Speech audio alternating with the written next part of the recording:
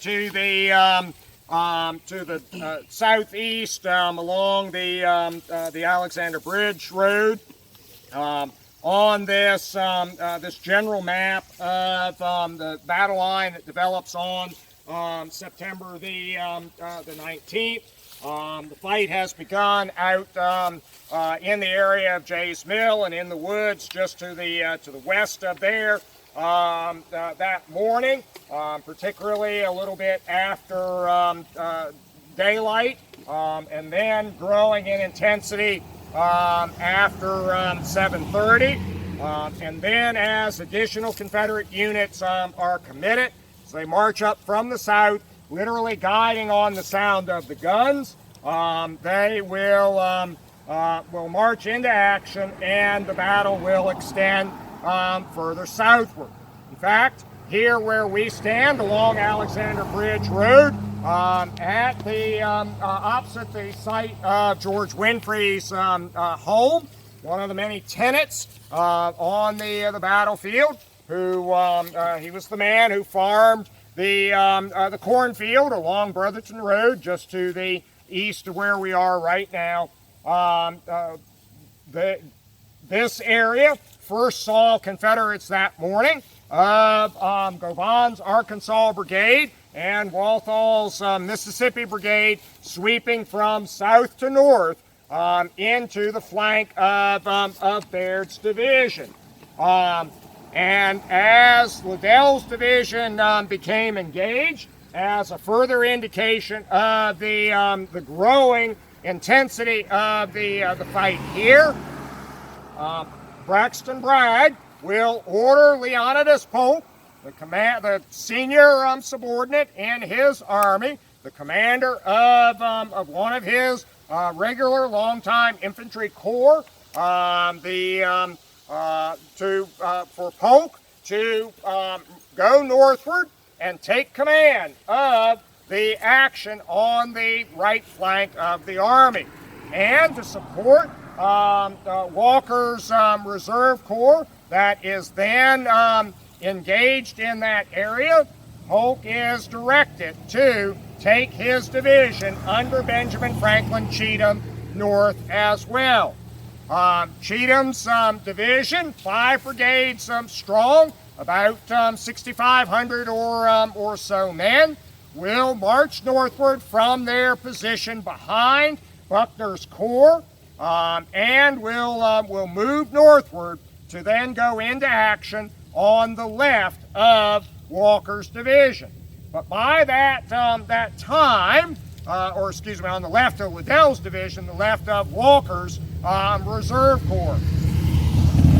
By that time, however, Liddell's division has pushed off to the north.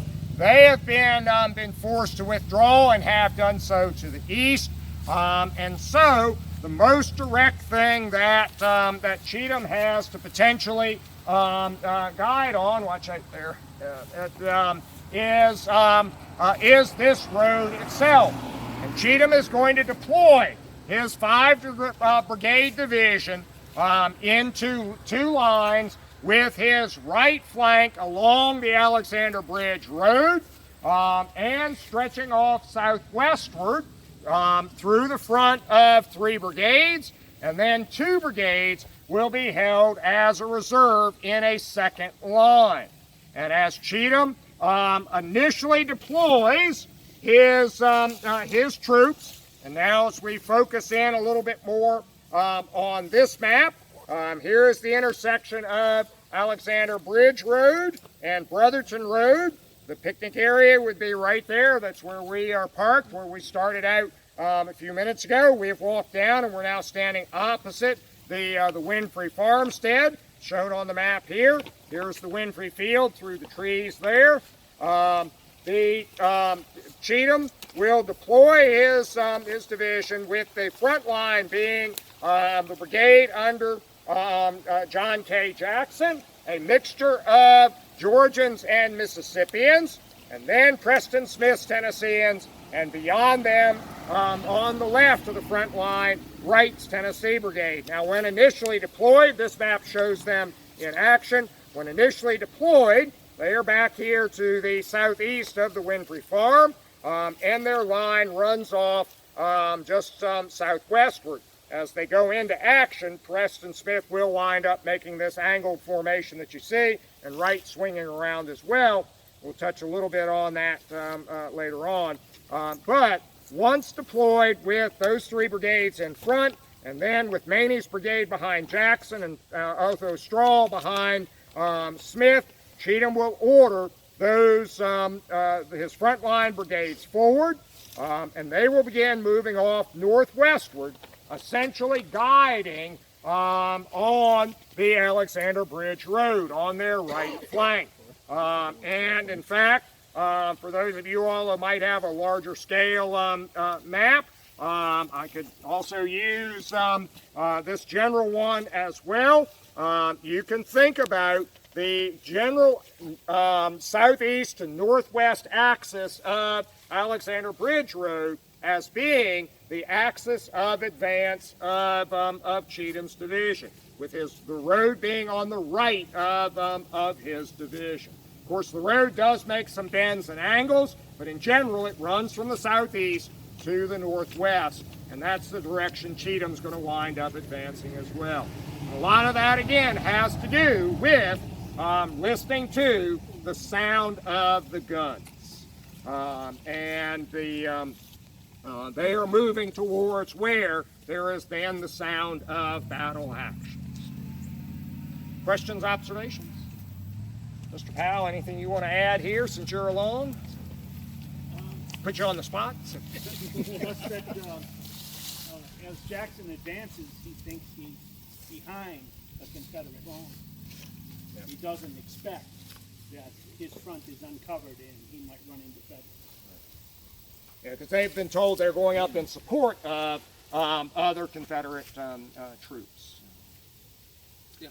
Yes. Would the Winfrey Field extend from here all the way past the parking lot? No, the Winfrey Field, as you see it today, is almost exactly the right size of it. So the north part of the Winfrey Field has got some trees that are still younger that we're allowing to grow up. But the open grassy area that is mowed for hay, that Winfrey Field is almost exactly the size it was at the time of the battle. So George Winfrey's farmstead, the house and garden area and little orchard that he had, was not immediately adjacent to his field. To go tend his corn, he had to go through some little path in the woods here to his fields. Again, actually, I have one more question about the Winfrey farm. How extensive was it? Do you guys know? No, there are very few references to the Winfrey family or the Winfrey farmstead. As I noted, he is only a tenant. Someone else owns this piece of land. They're not even a local owner. I can't call the name right offhand. They live over somewhere in northeast Georgia. And so Winfrey just rents this land in some arrangement. And apparently it is a minimum level farmstead. The map produced by the Park Commission does indicate that there is an orchard of some size there, but it's not a big one according to their map. But you know, we don't know a great deal about Winfrey. He's not here in 1870, so it's you know. But again, lots of the people who were tenants in 1860 are gone by 1870, and of course the devastation of the battle is a big factor for that too. What year did the government start buying up all the land? Not until 1892. Okay. Now what we're going to do is we're going to walk northwestward a short distance, emulating the advance of the right of Cheatham's division and Jackson's brigade. And so as we do, keep your eye along the road. Watch out, let's step over to the left-hand side so we're facing traffic.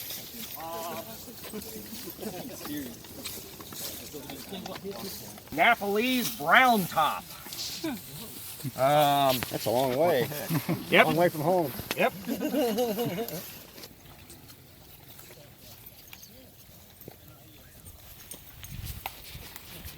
So we can walk a little bit southwest before reorienting northwest. But you can see the road angling on off to the northwest. We are very fortunate that this is the first national military park which allows the veterans themselves to come back and create the battlefield park, erect the monuments, markers, tablets, and plaques. The monuments, markers, tablets, and plaques are all very important in our understanding of the battle. But remember, this is a very fluid battle with actions occurring on the same ground over the course of many hours in many cases.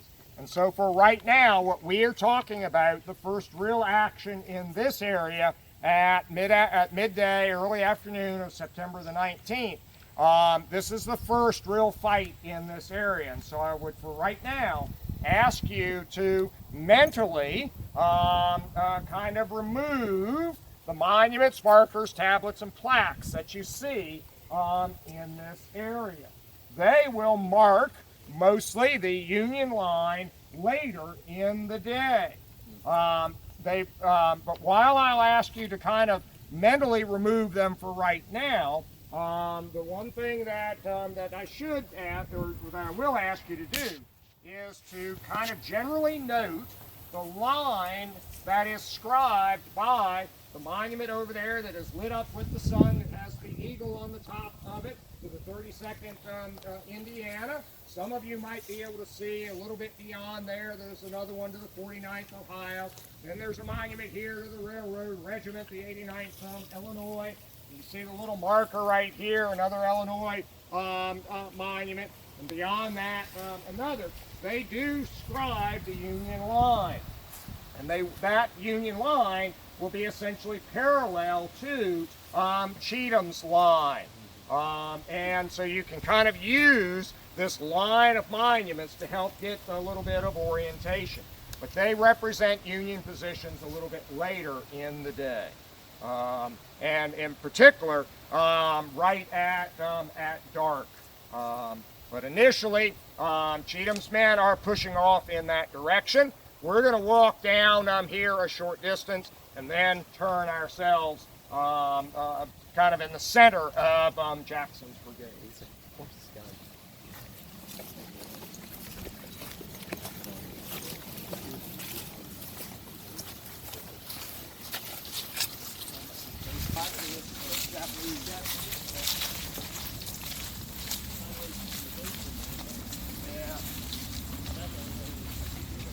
A mix of Georgia and Mississippi troops.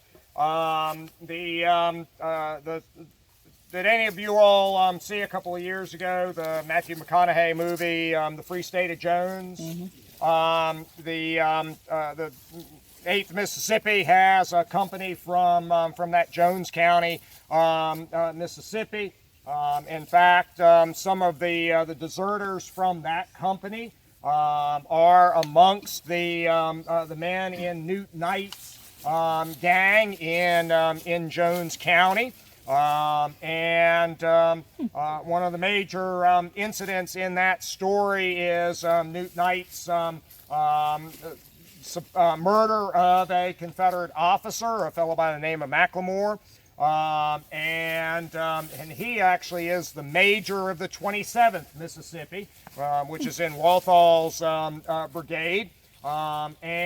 He is not here at Chickamauga because he has been sent that summer back to Jones County to round up deserters from the several Jones County companies in the Army of Tennessee.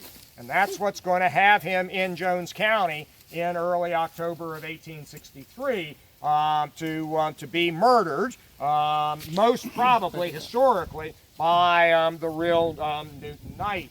But that one of the Mississippi regiments here has even a Jones County company, which has a connection to that that story we learned a little of via that movie.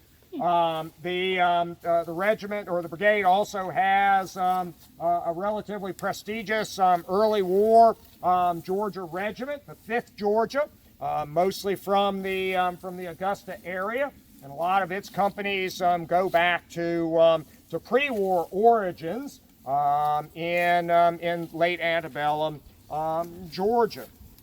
It is a brigade that has not seen a great deal of combat action to that point in the war.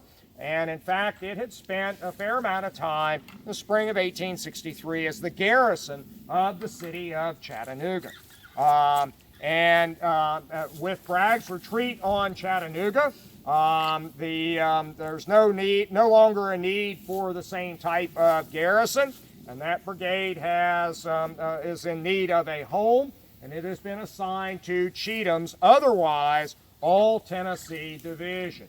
And so by and large, Cheatham's division is Tennesseans, but right now it does have this mixed brigade of Georgians and Mississippians in it as well.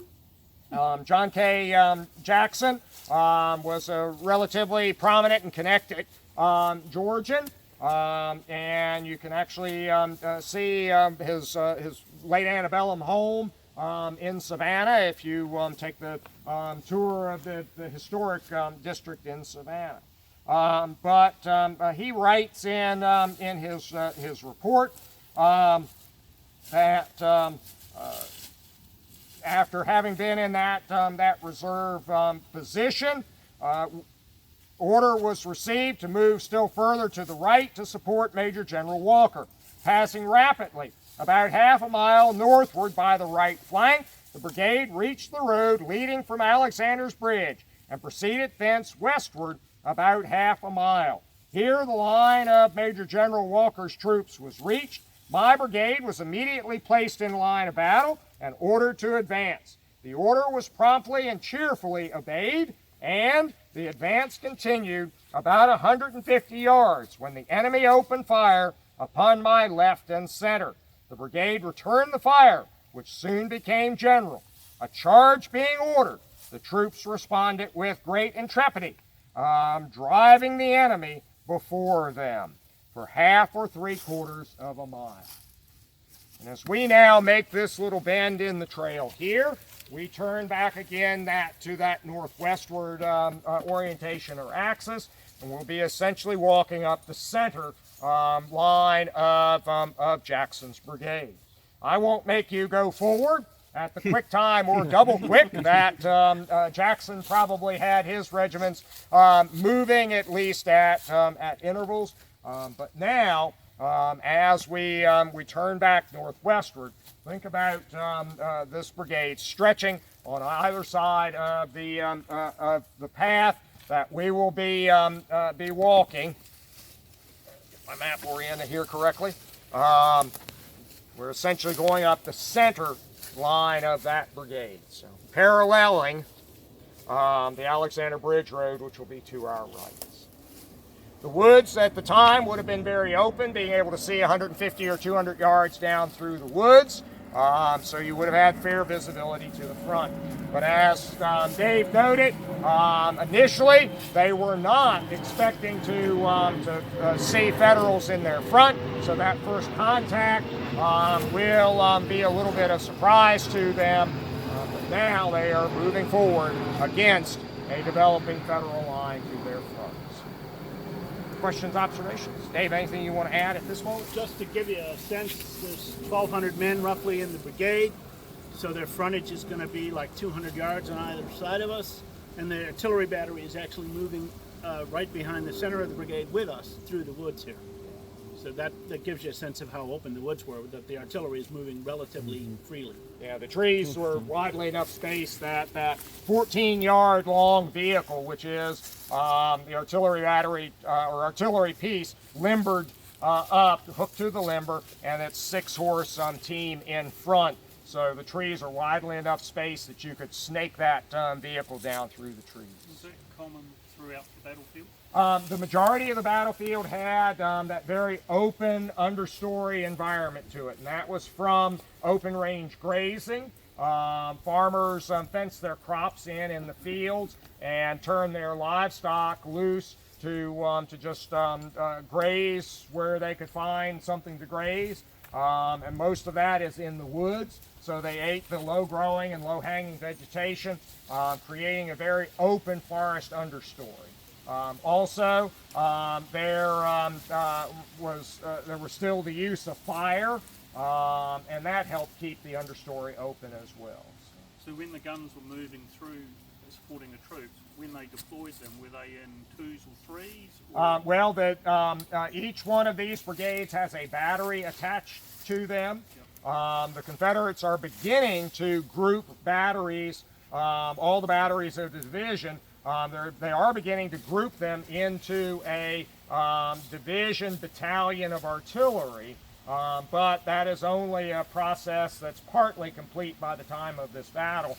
So each brigade has a battery, and most Confederate artillery batteries in this battle are 4-gun batteries. There's one 6-gun battery. There are a few batteries that have just 3 guns. There's even one that's just 2 guns in size. And when the battery was moving forward, since the brigade is now deployed, line of battle, the men elbow to elbow, 2 ranks deep, the battery would have been deployed in battery front as well, 14 yards on center between each one of the guns, and they would have been trying to maintain that interval as they moved forward. And then the caisson would have been trying to follow the guns. So interspersed between the regiments? No, initially just behind the whole brigade, but we'll see how things develop here in a few minutes. Thank you. All right. Okay. Forward!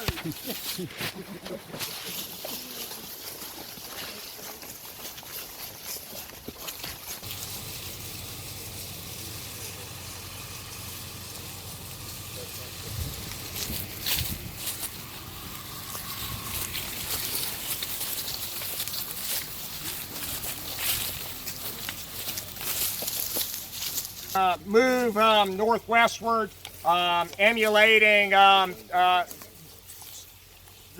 Jackson's advance. We cross the Brotherton Road, and the axis of that road is essentially parallel to the front of the brigade as it passes northwestward. And so again, we can use this part of the axis of Brotherton Road to help orient us for Jackson's advance.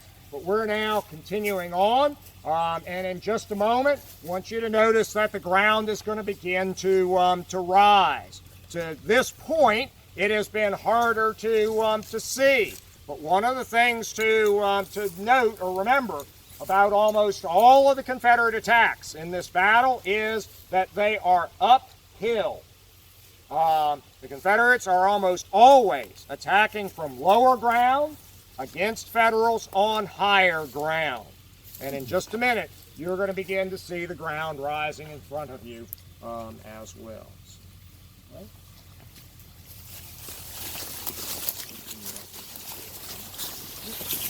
They follow, they deploy skirmishers, and then other Federals are coming up. East, south, northeast, and north. Working all points of the compass. That's right. So, and fortunately, the Confederates allow him to do that incrementally, one after the others. Yeah. Okay. A charge being ordered. The troops responded with great intrepidity, driving the enemy before them from half to 3/4 of a mile, capturing 3 pieces of artillery, which were immediately sent to the rear. Also a number of knapsacks from which the enemy had been driven. At this point, the enemy being heavily reinforced. As Jackson's men had first gone forward, they are encountering John Cruxton's brigade. a brigade of Federals who had helped open the battle that morning out at Jay's Mill near, or at about 7:30 in the morning. Cruxton's brigade had battled Forrest's command for about an hour's time, and then Confederate infantry, Wilson's brigade first, and then Ector's brigade come up and join the fight. And when Baird's division came in, it allowed Cruxton to pull his 5 regiments and 1 attached from Connell's brigade back, reorganize them, resupply them, and as Liddell's division had gone into action, Cruxton had gone into action as well again, and that had moved them into what turned out to be the area in front of Jackson's brigade. And as Jackson comes up, Cruxton's men, who have helped dispose of Liddell's division, are going to be driven back by Jackson's fresh troops as they come forward. But as Jackson's men pass northwestward, they encounter a new Federal force coming on the battlefield. Federal reinforcements, as Jackson described them. This is the 20th Corps Division under Richard Johnson.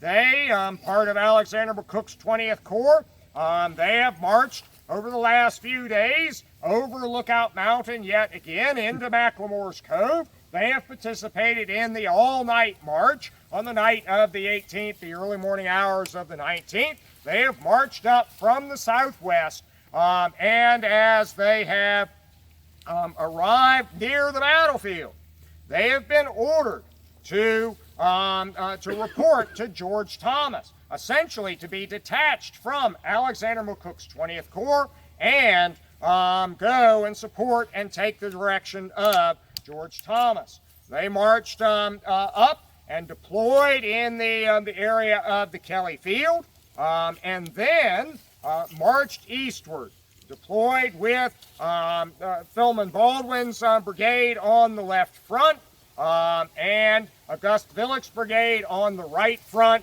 and Dodge's brigade in reserve, initially deployed to the rear of the 2 frontline brigades. And that is the reinforcements that Jackson's men encounter. And Jackson's forward movement is going to be halted. And if you look just ahead, you can see that the ground along the trail here begins to drop down again. There are a series of essentially parallel ridge lines across the battlefield. Really shouldn't call them ridge lines, maybe call them ripples or stair steps. When you look at the battlefield from the creek westward, the ground will terrace or stair step ever higher to the west. And that's what we have been doing over the last few yards. We've been going up another one of those terraces or stair steps, and we're now on the crest of this. It runs just a little bit east of north, and this trail, which runs along the crest, along the line of monuments on it, helps us orient on this low rise of ground. But Jackson's men this will be their principal battle position in this part of the fights. So note most specifically here, note the ground sloping off now in front of us. It's going to go down a little bit. It won't go down as far as we were back there, but then it's going to rise up again. Again, remember, the Confederates are almost always attacking uphill. And here you can actually get some sense of that by looking at the ground. A lot of this terracing or stair-stepping on the battlefield is really hard to see unless you get out there and actually start walking the battlefield. Driving on the roads, a lot of time because the roads go across them at an angle, you can't really appreciate it. And then particularly in the summertime when the vegetation is on the trees, it's hard to see these terrain features. And that's one of the reasons why walking around out here in the wintertime is so great. And as some of you all know, Dave and I lead a seminar in the woods in early March of each year. So we do it at that time to take advantage of greater visibility in the woods. So, all right. See you. Have fun, guys.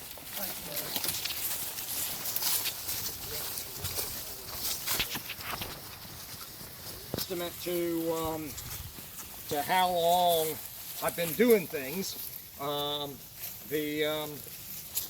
In the late 80s, early 90s, when I first developed some of my middle Tennessee stuff, I first did some of my Tullahoma tours and the like. I learned all about Old Isham and Cheatham's post-war home and all of that. And I often wondered exactly where the horse was buried along there. And I never actually stopped, was it Mr. Baker, I think, who owned that property forever, never actually stopped to ask him. But I am glad to see that SCV camp has marked the spot. So to be able to tell that story of Cheatham's old veterans passing by and treating Old Isham. So we have now stepped to the position of John Scoggins' Georgia Battery. Other than Dr. Bohannon, does anybody know the nickname of this battery? Do you remember it, Keith? The church bell. The Church Bell Battery. Anybody have an idea why it's called the Church Bell Battery? You had a melted down church bell in one of them. Its guns are made out of not just church bells, but bells of any sort that were surrendered at the call of the Confederate government. Pierre Gustave Titante de Beauregard's call specifically to the people of Louisiana and New Orleans gets the greatest attention, but it was a more general call to people in the South to surrender their plantation bells and their church bells and their town bells to the Confederate government to be cast into cannon. The standard gunmetal of the Civil War period is bronze. That's what these guns are. The green ones you see on the battlefield are bronze, 90% copper, 10% tin. It has been the long-time standard field artillery gunmetal because it is malleable enough that if the gun decides to energetically disassemble upon being discharged, the bronze is soft enough that it simply opens a vent to allow the gas to escape. It doesn't fly apart into little pieces, which might injure crew members, and guns doing that could negatively influence the morale of gun crews. So bronze remained the gunmetal really until true steel comes in, which was more reliable. Cast iron was not very reliable at all. So the Confederate government has asked folks to surrender their bells, but bell metal bronze is not the same 90% copper, 10% tin. It has a little bit of zinc in it, and it has a grayish cast. Now, the little bit of zinc does not affect the strength of the bronze overall, but it did make the gun look a little bit different. And this battery, initially being organized by the state of Georgia in the spring of 1862, and initially being organized for the defense of the state of Georgia, right in the state, Governor Joe Brown of Georgia has made arrangement to have Georgia contributed bells cast into cannon by the Noble Brothers Foundry in Rome, Georgia. And originally this was going to be an 8-gun battery, and I don't know that they ever actually fielded even in Camp Randolph at Calhoun. I've never seen a reference that they ever actually had enough men to be an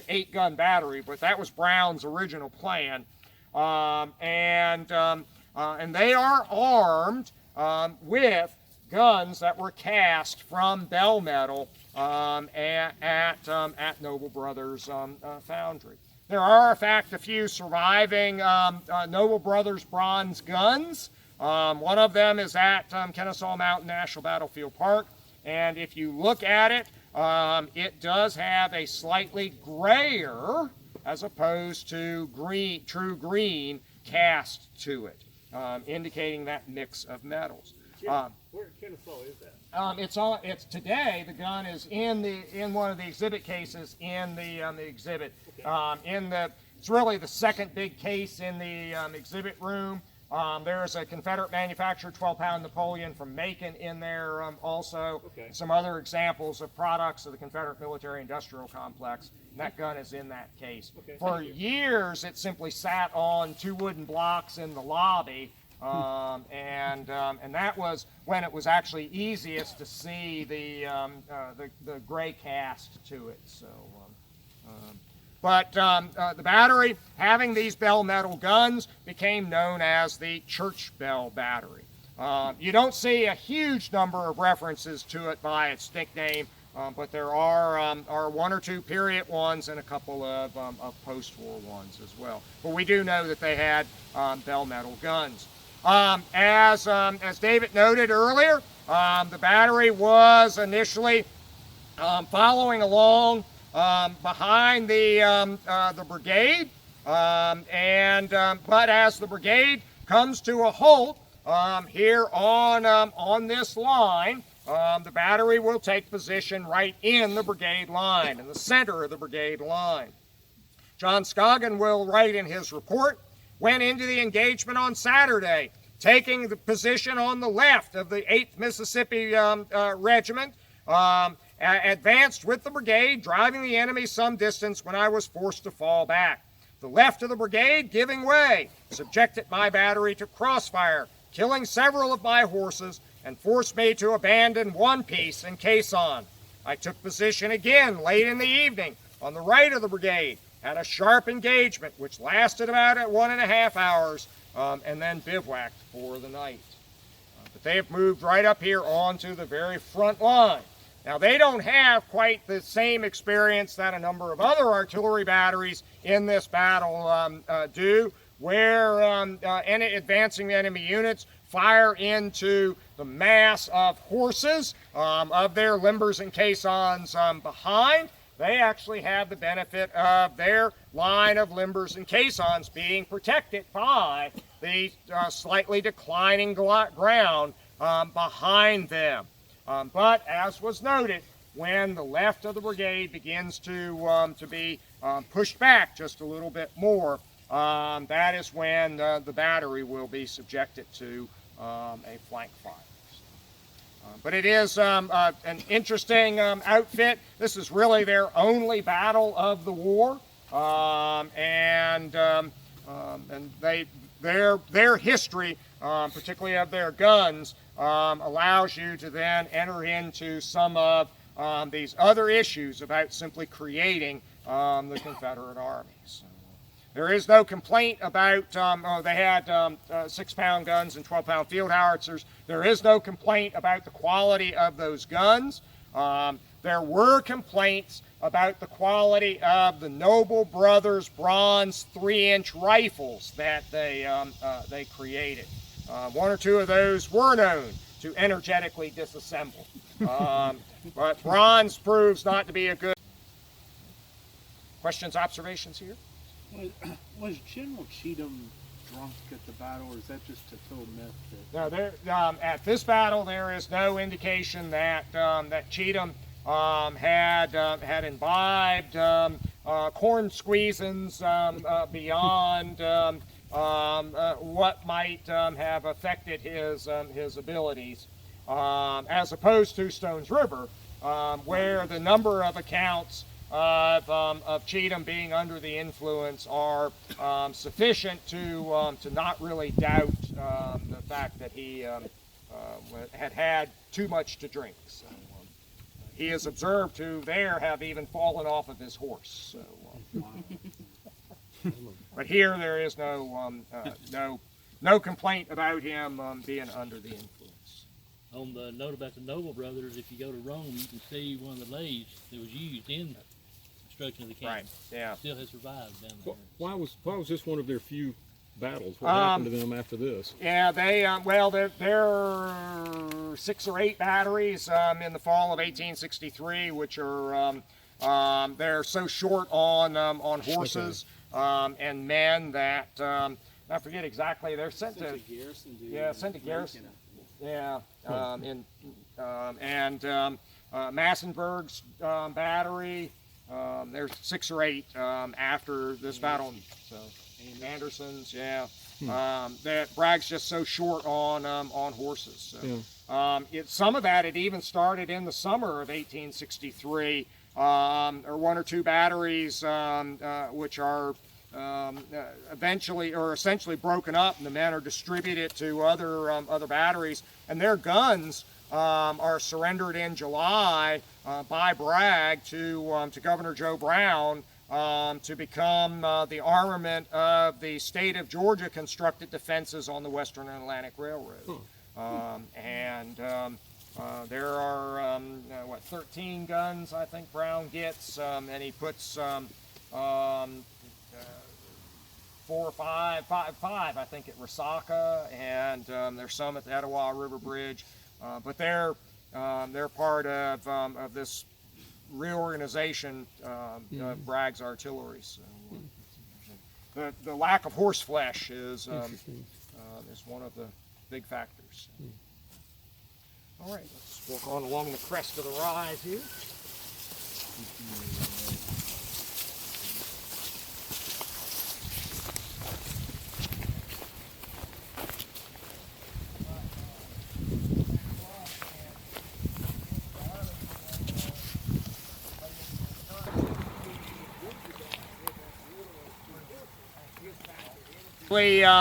In the shade, so that I don't roil my my visitors. But we've come back to the axis of the Alexander Bridge Road, and for some of you all, you can look up the road from here. In the direction that they came. They have been, they are now being attacked by this new division, Richard Johnson's division, who soon will be supported on his right flank by Palmer's division. As we heard from Scoggin, the left of the brigade is going to be flanked and have to start falling back. This brigade also includes one of the more unique units in Bragg's Army of Tennessee. The new Confederate nation is attempting to create symbols of a successful republic. One of those is a regular standing army. And while we know of most Confederate soldiers as being members of some numbered unit from a state, like the 34th Mississippi, or the 27th Mississippi, or the 15th South Carolina. The new Confederate government says, to be taken seriously, we have to have a regular army. And the way that they initially went about trying to create their regular army was not necessarily by simply recruiting for it across the Confederate States of America. They would have wanted to do that ideally, but given the time, they have a lot of companies from different states that are available, but there aren't enough companies at that particular moment, from that state for a new regiment from that state. And so they will take these individual companies and start grouping them together. And these units will be designated Confederate units. And one of the Confederate units, in fact, the 1st Confederate Infantry, the 1st Infantry of the Confederate Regular Army, is part of Jackson's brigade. It actually is organized into 2 battalions, and it had been organized from these companies from multiple states at Mobile, Alabama, where it had served on garrison duty. In the spring of 1863, the 2nd Battalion of the 1st Confederate Infantry is sent from the Mobile garrison to Bragg's army, and it's been attached to Jackson's brigade. Now, one of the reasons why it is of note in this story is that this regiment includes companies from northwest Georgia, from Catoosa and Walker County, from the area where this battle is being fought. I walked you past the grave of John Ingram, a Confederate soldier killed in the fighting here on September the 19th in Jackson's brigade, a member of the 1st Confederate Infantry, a member of one of the Catoosa County companies in that regiment. Ingram was associated with the Reed family of Reed's Bridge and had joined up with the Reed boys and others from Catoosa County at the beginning of the war. And when initially many of the boys from this area enlisted, there was not an opportunity to get into a Georgia unit. In fact, this company will first offer its services to the governor of Tennessee and will be accepted, and they will become a company within the 26th Tennessee. That will put them at Fort Donelson in February of 1862, where they will be surrendered, and they will get to enjoy northern hospitality for a number of months in the late winter and spring and summer of 1862. But paroled and exchanged in the late summer of 1862, the company, because it is a Georgia company and a Tennessee regiment, when the 26th Tennessee is reorganized, the decision is made to take that Georgia company from the 26th Tennessee and assign it elsewhere. And it is put with several other Georgia companies and companies from other states, and this 1st Confederate Infantry is created. As I said, were then sent to Bragg's army in the spring of 1863 and are now part of Jackson's brigade. But these companies, including boys from Walker and Catoosa County, what might they, or at least some of the members of those companies, might be used for? Intelligence. Local guides. And in fact, some of the boys from these companies will be detailed to be local guides. This is how Tom Brotherton of the Brotherton family will get assigned to be a local guide for James Longstreet. And some of the Reed boys will be detailed as well to this service. How long they served in this capacity is not always clear, because some of them are back in the ranks by the time of this fighting, because they become casualties in the fighting. And in this fight, John Ingram is one of those casualties. The 2nd Battalion of the 1st Confederate Infantry is commanded by James Clark Gordon, the Gordon Lee Mansion of Chickamauga today, or Crawfish Springs. He writes, "I carried into action 165 men. I formed into line according to instructions from brigade commander, in my proper place, 5th Georgia Regiment on my left, and Scoggins Battery on my right. Immediately I was ordered forward. I had advanced my line of battle about 150 or 200 yards when we met the enemy advancing in columns, who immediately opened fire on us. I remained in this position about 30 minutes, under a heavy fire from the enemy's small arms fire, at the same time steadily firing into them, both officers and men behaving gallantly, when his lines gave way. I followed them for about a quarter of a mile, passing their original line, where their baggage was piled up, when they made a stand, fighting for about an hour, as near as I could judge, when they gave way a second time.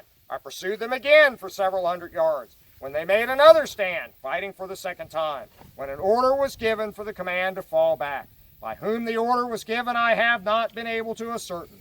The men being well nigh out of ammunition, the command began a retrograde movement and moved back some several hundred yards, when they were rallied and moved forward again, fighting valiantly the whole time until the ammunition was entirely exhausted, when, after having received orders to do so, I brought the command off in good order to near our original line of battle.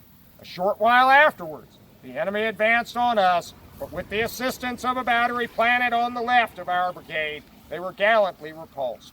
Later, and near sunset, they advanced again on us, but just then, reinforcements having arrived, I learned part of Claiborne's division, they were again repulsed and driven from that part of the field. This becomes the afternoon kind of seesaw, surging forward and back part of the battle in this area. As first, Jackson's men drive the Federals back, then they in turn are driven back. The Confederates will rally, drive the Federals back, be only to be driven back again. As Jackson's men run short on ammunition, the reserve brigade of this part of Cheatham's line,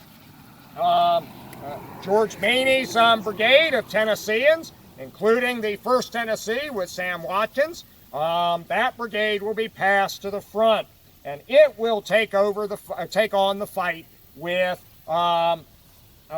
Johnson's division in this sector, particularly August Villick's brigade. And it too will experience that kind of seesaw back and forth fight over this ground in those first hours of the first 3 hours of the afternoon of September the 19th.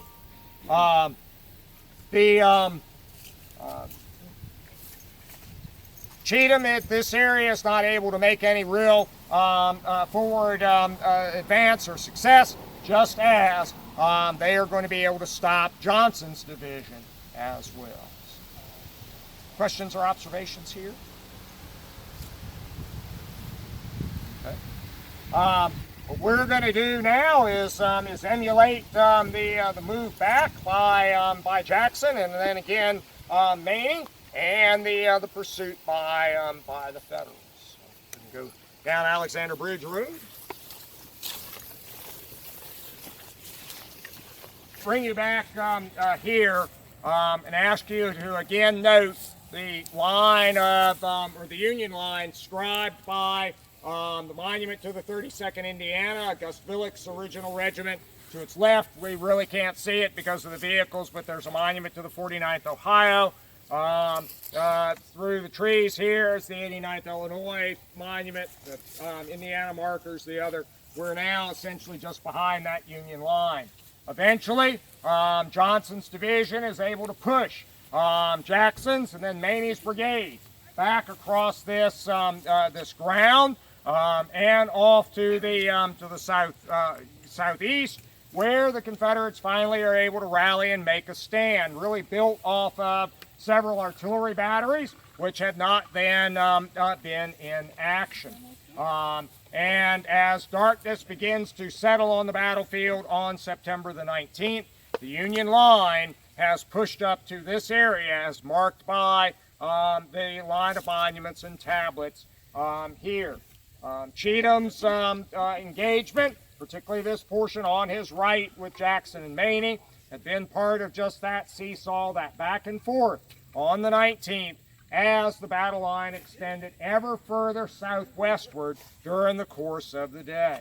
What did that do towards achieving Bragg's desire of turning the Union left flank?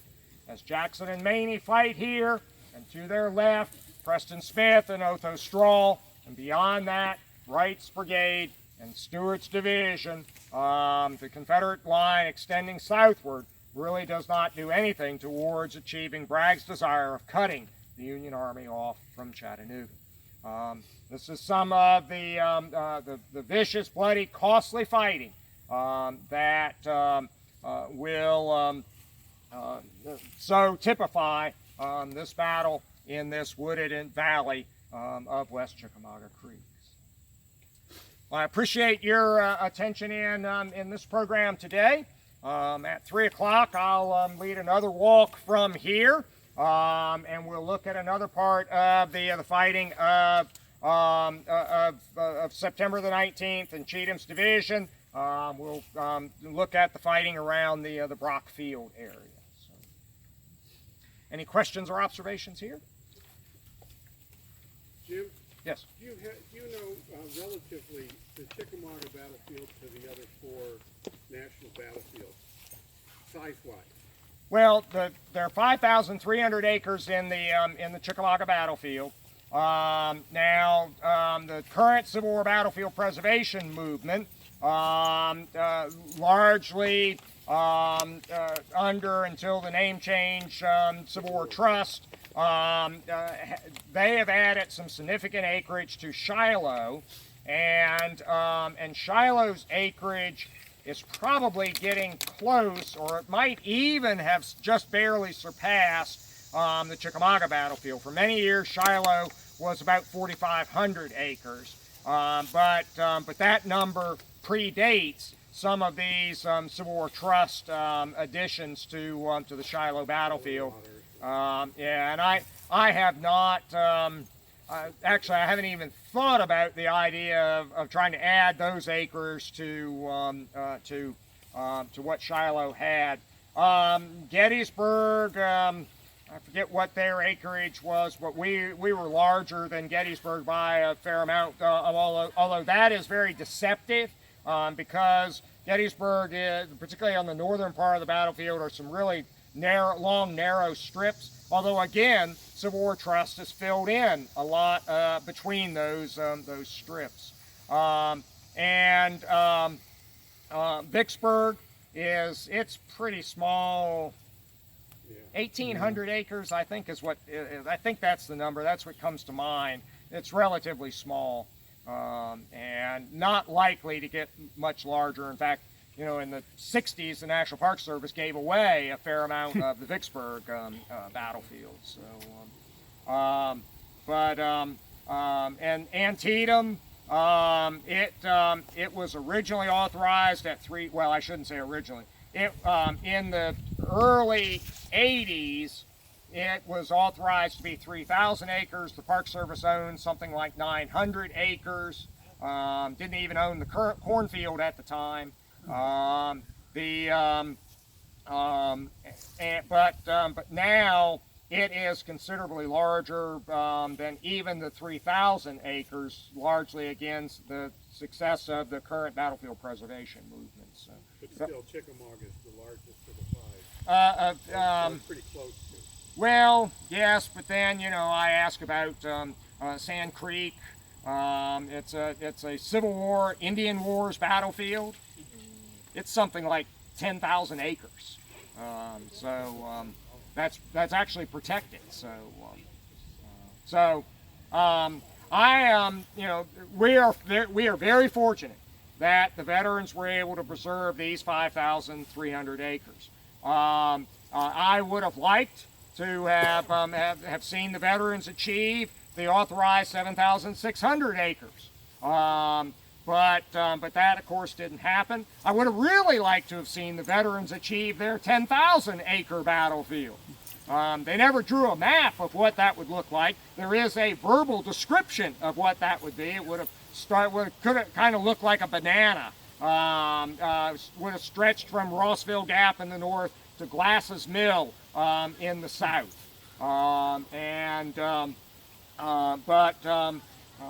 But you know, we are fortunate that we do have these 5,000 acres.